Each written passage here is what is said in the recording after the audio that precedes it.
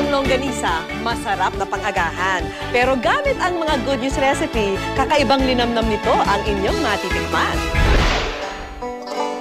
Hindi lang ang longganisa ang may iba't ibang klase dahil ang ulam pwedeng maging kakaiba sa pamamagitan ng longganisa recipes. Sa tulong ni Chef Jam mula sa Villa Cafe, matututunan natin ang mga longga recipe. Ang una nating gagawin, ang masarap na lumpiang longganisa. First step, hiwain ang repolyo at bell pepper. Ihanda na rin ang bawang at sibuyas, asin at paminta, toyo, toge at lumpia wrapper. Okay, so una kailangan nating i-prepare yung ating longganisa. Tagta rin ang longganisa. Do you have to say anything? Pag pino na ito, pwede nang simulan ang paggisa. So una pong gagawin ay magigisa tayo ng bawang sa sibuyas. Pagkatapos, idagdag na ang bida, ang longganisa. Any kind of longganisa pwedeng gamitin dito sa putaheng ito. Kapuso, ang susunod. Ilagay ang bell pepper. Ang susunod po nating ingredient ay ang repolyo. Isunod naman ang toge. Para lalo pang sumarap ang ating lumpia, haluan din ito ng asin at paminta. Ang bango. Okay, so ngayon ready na po ang palaman natin para sa lumpiang longganisa. Ibalot ang longganisa mixture sa lumpia wrapper. Iprito sa kumukulong mantika hanggang maging golden brown. Ayan, luto na ang ating special lumpia. Ang longganisa, nagbibigay raw ng dagdag na linamnam sa lumpia dahil sa masarap nitong timpla.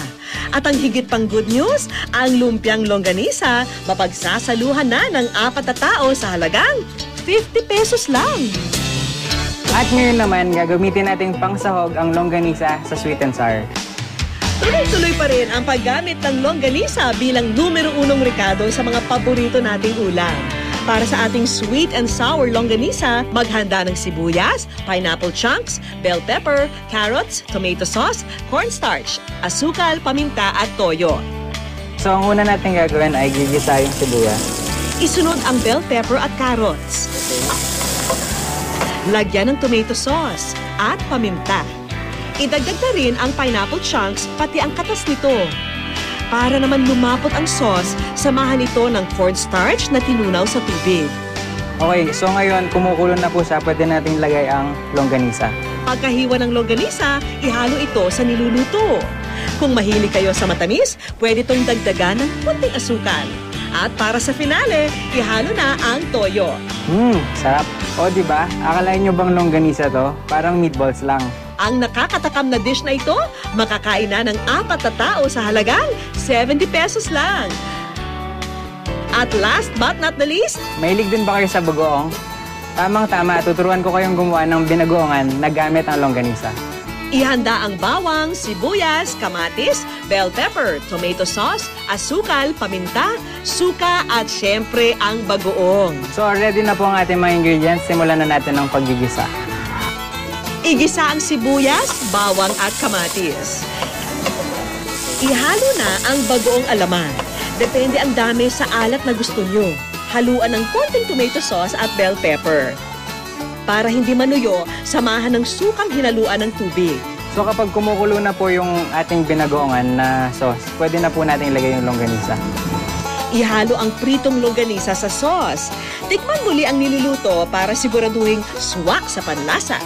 Medyo lalagyan po natin sa ng brown sugar para bawasan ng konti yung alat niya. Dagdagan ng konting paminta at umpisahan na ang plating. Ang binagoongang longganisa, good for 5 people sa halagang 80 pesos lang. Ito ang pinaka-hinihintay kong part, ang kainan time. So ito po. Doon sa sweet and sour, masarap siya.